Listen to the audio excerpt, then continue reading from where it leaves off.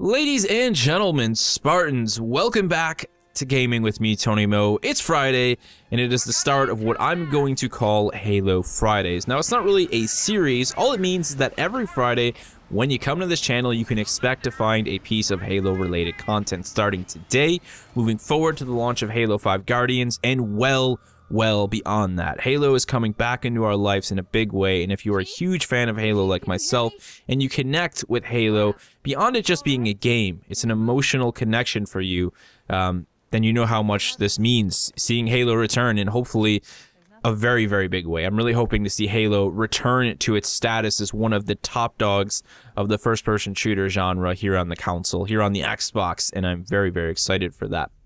Now, you may see Halo content outside of Friday.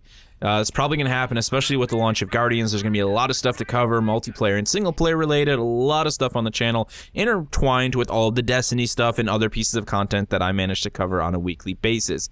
But Friday is your guaranteed Halo day, whether it's a gameplay discussion, a commentary, a multiplayer commentary, whatever, you can always find Halo right here on the channel every single Friday. So let's start off with today's discussion. What I want to talk about, you know, as we're only about 2 weeks away from the launch of Halo 5, I did want to do a little bit of nostalgia hunting, I guess is what you'd call it, and talk about how I became involved with Halo and how it really shaped the way that I looked at games as a teenager. You know, at this point I was a young kid. Obviously I had grown up with video games my entire life, you know, from the NES to the Super NES to the N64. Games are always a big thing for me. And really my first taste of a first-person shooter was on PC with games like Quake and Unreal Tournament and Counter-Strike. But when Halo arrived in my life, it completely altered the way that I looked at the first-person shooter and just how seriously I actually took it. Interestingly enough, I didn't actually obtain Halo on launch day. I didn't even have an Xbox at that point in time. It was something that was new and frankly rather expensive. The first time I ever heard about Halo, I still remember it very vividly. Yeah, a little bit of a nerd here. I know. I was actually at a freestyle motocross event at one of my local fairgrounds, and there was a bunch of guys who decided not to go to X Games, decided they would show up there and put on a show for everyone, and the announcer was sort of talking smack with one of the riders jokingly, you know, about the fact that he always kicked his butt in Halo. And I remembered hearing about it very, you know, little. At this point in time, I wasn't like hardcore into getting magazines. You know, I knew about it, and I knew that it was a shooter of some sorts, but that was really all that I knew. That Christmas, I was fortunate enough to have my parents buy me an Xbox alongside of Jet Set Radio Grind and a copy of Halo. It was a pretty big deal. Halo was like, what is this? You know, this is crazy. I remember sitting down playing the campaign for the first time cooperatively with my brother, and, you know, just everything just felt like this was something that was completely new. It's hard to try and go back and remember what that actually felt like because I've been playing shooters for my entire life, and because Halo has very much shaped the way that we play shooters, especially on the console, since its original launch. But it was a very special moment nonetheless, and something that I definitely remember to this day, sitting down. I'm pretty sure my brother and I played the entire campaign together that day, and then went back and played it on the harder difficulties, you know, probably 2 or 3 times before we finally got sick of it. And a friend of mine who also had Halo for the longest time before that, you know, he was like, dude, we need to play multiplayer. I was like, what do you need multiplayer? How are we gonna, like, he's like, oh, you can play it split screen. If we get more people, we could do System Link. And that is really where the addiction started, right? The multiplayer became just a huge part of my after school activities. Coming from school, literally, I think every day for about a year, System Link Halo with at least like 6 of us. And then, you know, just went from there. Halo 2 released. We did huge LAN events almost all the time. It was just like something that was what we did. None of us really had Xbox Live at that point. Xbox Live, you know, goes live. And I ended up getting it, I think, towards the end of the life cycle for Halo 2. At that point, you know, the 360 started to become relevant and Halo 3 came out. But that was the start of it all for me, right? Everything just kind of went from there, and I became completely absorbed with everything Halo. And it was more than just the games, you know, I got involved with the books and the stories, and Halo became, you know, a massive universe to me, something that existed outside of the time that I spent with the games. I learned about characters that didn't exist in the stories that were available in the games, and I became very attached to those, and it even shaped my gamer tag, which originally was Spartan034.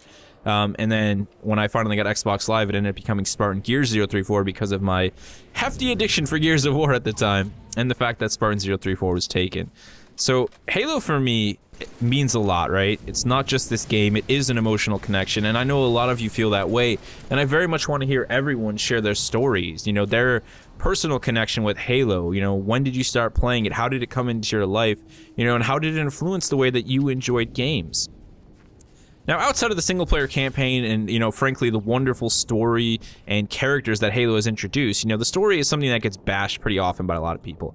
And a lot of people like to say that no one plays Halo for the story, and I think that's a completely foolish thing to say. That is why so many of us are so attached. It's the same reason people are so attached to Gears of War. Just because you don't understand the characters and you don't understand the attachment doesn't mean that there aren't thousands, you know, millions of people who fully understand it and have a very strong connection with the characters and, you know, the people in this in these universes. And that's very much Halo for a lot of people. The Master Chief is an icon in gaming. He always has been. Outside of that, though, you have other characters, Cortana, Captain Keyes, you know, Sergeant Johnson. When you are a Halo fan, these are characters that mean a lot to you. And to see them, you know, die in a game or to see them be affected in one way or another, it definitely touches you in a certain way. Outside of the campaign and all of that stuff, you know, outside of the Chief, the multiplayer obviously for Halo was a massive, you know, sort of, it was pandemonium. I mean, Halo's multiplayer was, you know, the quintessential multiplayer experience on console, you know, for the longest time. It was like the biggest joke, the fact that PlayStation had nothing to really combat in it. And then Killzone came out. I remember Killzone, you know, be like, oh, this is, you know, Sony's Halo. You know, everyone was looking for their own Halo on their platform, you know, and no one could really touch it for a very, very long time. Bungie managed to innovate, you know, on every single release. The jump from Halo 1 to Halo 2 is, you know, exceptionally large.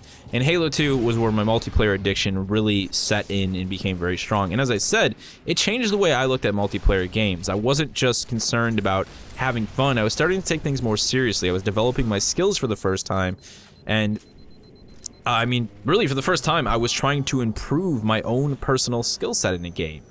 That's something that, you know, there are only certain genres that can really do that. You know, you grew up with a lot of platformers and a lot of RPGs that, yeah, they were, you know, there's skill-based involved, but you didn't really think of it as that. You just thought of overcoming challenge after challenge. You weren't really faced with competition that was controlled by another player, another human player. You didn't have to overcome their abilities and improve yours in order to win. And Halo 2 was the first time that I really fell into that. Things became serious, and I really got into it. And, you know, frankly, I think that helped cement my passion for the game even more, because I think humans, most of us inherently, want to be challenged. We want to see our personal skills tested, and we want to be forced to improve and adapt to remain successful. And Halo did that for me in a very, very big way, and that really led to an extreme emotional connection with the franchise, outside of, you know, my connection with the Master Chief and the characters that existed in the single player. And that went forward ever since. And, you know, along with my time with Halo, Halo grew. Halo 3 introduced Forge, probably one of the biggest things to come to custom matches inside of Halo, you know, ever. It completely altered the way that we were able to modify maps and create game modes, and so much stuff spawned from that.